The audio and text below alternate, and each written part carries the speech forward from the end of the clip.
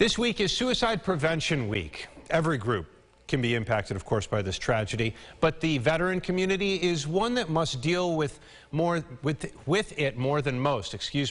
Nationally, we lose around 22 veterans a day to suicide. Christian Garzone tells us about the resources our area offers to struggling vets.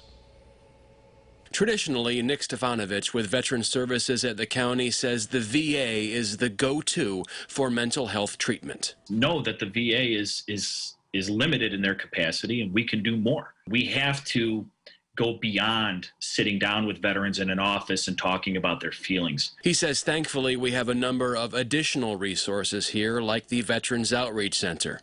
Purpose, he says, is the key word.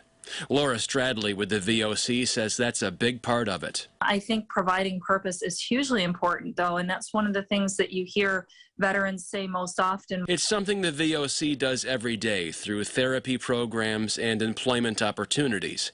But that said, it's so complicated and it's so unique to every individual. She says that's why it's so hard to get a grip on why so many veterans take their lives across the U.S. Recent events like the Afghanistan exit, she says, also prompting mixed emotions. The National Crisis Line in Canandaigua seeing a spike in calls when compared to last year.